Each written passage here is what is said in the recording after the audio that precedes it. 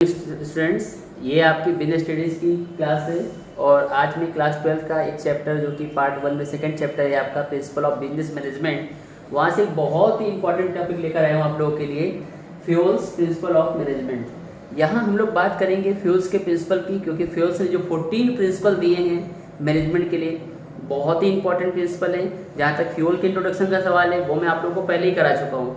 आज हम लोग बात करते हैं इनके प्रिंसिपल की। तो देखिए कि 14 प्रिंसिपल हैं जो प्रिंसिपल ऑफ मैनेजमेंट के हैं, और 14 प्रिंसिपल में इनकी स्टार्टिंग से अगर बात करें, division of work, authority, responsibility, discipline, unity of command, unity of direction, general interest, remuneration of employees, centralisation, decentralisation, scalar chain, order, equity, stability of personnel, initiative, esprit, de corps, ये इनके 14 principle हैं।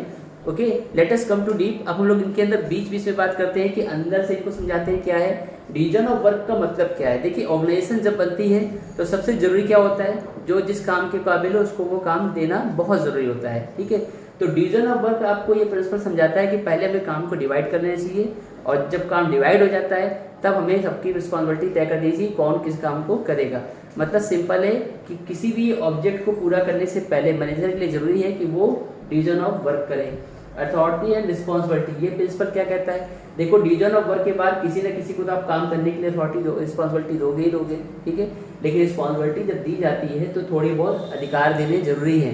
नहीं तो हर काम के लिए इंसान अपने सीनियर को ढूंढेगा, हर डिसीजन के लिए सीनियर को ढूंढेगा, इसलिए जरूरी है कि किसी को काम दिया जाए तो थोड़े से अधिकार भी देने चाहिए। डिसिप्लिन, डिसिप्लिन क्या समझाता है कि हर काम को करने का एक डिसिप्लिन होना चाहिए। डिसिप्लिन मतलब ये, अब जैसे कि शॉप को टाइम पे खोलना डिसिप्लिन है, टाइम पे ऑफिस आना डिसिप्लिन है। ठीक इसी तरीके से एक छोटा सा एग्जांपल ये भी समझाया था मैंने कि मान लीजिए मैनेजमेंट अपने जो है एम्प्लॉयज से वादा करता है कि हमारे ये टारगेट पूरा होगा तो हम आप सबकी सैलरी बढ़ा देंगे। अब वो टारगेट उन लोगों ने रात दिन मेहनत करके पूरा कर दिया ओवर टाइम करके, तो क्या उस लॉस से, उस टारगेट के पूरा होने के बाद उन्हें सैलरी बढ़ानी चाहिए? बिल्कुल नहीं बढ़ाते, तो डिसिप्लिन ब्रेकआउट होगा, जो कि मैनेजमेंट के लिए अच्छा नहीं माना जाता।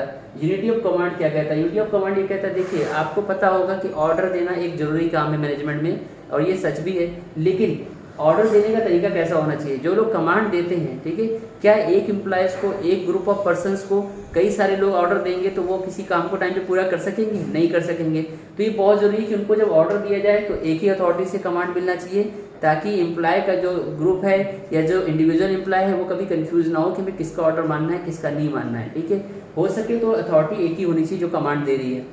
यूनिटी ऑफ डायरेक्शन, कमांड के साथ साथ आपने इसे बता दिया कि क्या करना है, पर कई बार बताना पड़ता है कैसे करना है।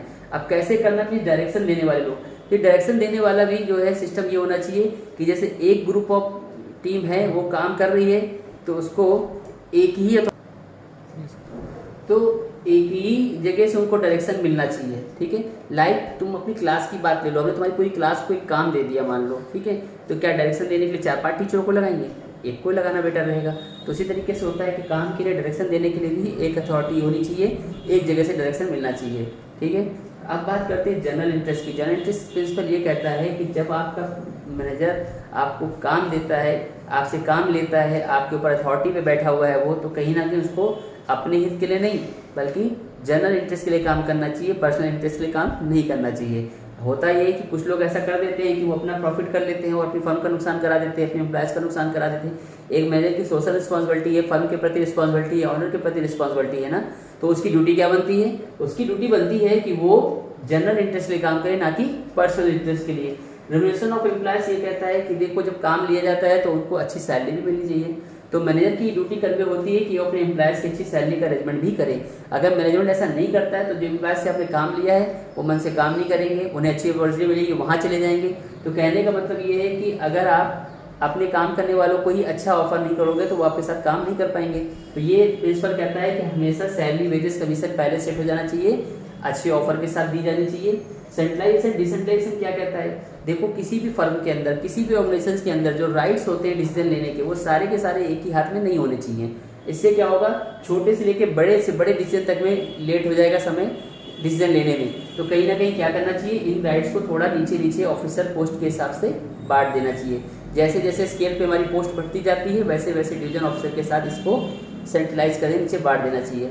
ठीक है, अब बात आती है स्केलर चेन की। ये स्केलर चेन है, ठीक है। स्केलर चेन क्या कहती है? स्केलर चेन ये कहती है कि देखो किसी भी बिजनेस फर्म में एक चेन होना बहुत जरूरी होता है, ऊपर से नीचे की तरफ, हेड ऑफिसर, उसके नीचे दूसरा ऑफिसर, उसके नीचे और ऑफिसर, ऐसे, ठीक है। जिससे ये पता चले कि कौन व्यक्ति किस पोस्ट पे है, उसकी क्या रिस्पॉन्सिबिलिटी है, वो किस और जगह पे काम कर रहा है, ठीक है ना।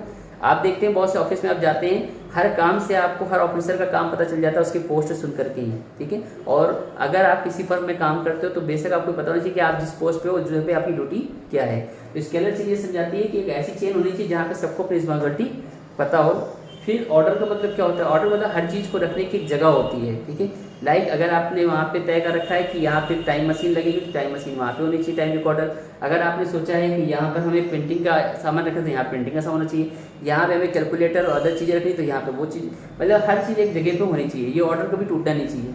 फिर इक्विटी का मतलब क्या होता है? इक्विटी मतलब समानता, कि अगर हम बिजनेस करते हैं तो हमारी फर्म मैनेजमेंट में ये रिस्पॉन्सिबिलिटी है कि जितने लोग काम कर रहे हैं सबको समानता हो, सबके साथ समान भाव से व्यवहार किया जाए। स्टेबिलिटी ऑफ पर्सनल का मतलब ये होता है कि जब किसी को कोई काम दिया जाता है, कहीं पे किसी को शिफ्ट किया जाता है तो बार बार उसकी जगह नहीं बदलनी चाहिए, उसके टेन्योर को जरा फिक्स रखना चाहिए। लाइक हमने आज आपको जनरल मैनेजर बनाया, 2 दिन आपने काम किया, 3 महीने काम किया, फिर आपको दूसरी के भेज दिया, तो ऐसा नहीं करना चाहिए। लोगों की काम कार्यकाल में थोड़ा ठहराव होना चाहिए, उनको कुछ समय वहाँ टिक के रहना चाहिए ताकि वो अपनी पूरी रिस्पॉन्सिबिलिटी से, पूरी क्षमता से काम कर पाएँ। अब 2 प्रिंसिपल जो बचे, इनिशिएटिव का मतलब होता है पहल, ठीक है। पहल आपको ये समझाती है कि जब आप मान लीजिए किसी जगह पे काम कर रहे हैं तो आपको ये नहीं देखना है कि छोटा एम्प्लॉय से ये हमको अच्छी सलाह नहीं दे सकता, अगर वो पुराना है, अनुभवी है, उसके पास अच्छा उपाय है तो उसके भी विचारों को लेना चाहिए। तो मतलब ये कि हमें अपनी फर्म के अंदर सभी को अपने पास जो अच्छे आइडियाज़ हैं उनको रखने का एक मौका देना चाहिए। इससे कभी कभी अच्छी शुरुआत होती है, क्योंकि बहुत छोटे लेवल पे काम कर रहे एम्प्लॉय भी एक अच्छी सोच दे सकता है। फिर आता है स्पिरिट दी क्रॉप्स का मतलब है कि टीम स्पिरिट का होना, और ये तो बहुत ज़रूरी है, ना तो आपके ये इतने सारे प्रिंसिपल यहाँ के खराब हो जाएंगे अगर आपके आवाज़ ये नहीं है। ये प्रिंसिपल ये कहता है कि मैनेजमेंट को ऐसे बंदोबस्त करने चाहिए कि काम करने वाले सभी लोगों में आपस में टीम स्पिरिट का होना बहुत ज़रूरी है। वो एक दूसरे से लड़ते झगड़ते रहेंगे तो वो कभी फर्म के लिए मिलकर काम नहीं कर पाएंगे। तो बच्चों ये आपके 14 प्रिंसिपल थे, खत्म हुए। आप इसको अच्छे से रिवीजन करिएगा, बहुत जल्दी इसका हम लोग टेस्ट लेंगे। ओके बच्चों, थैंक यू।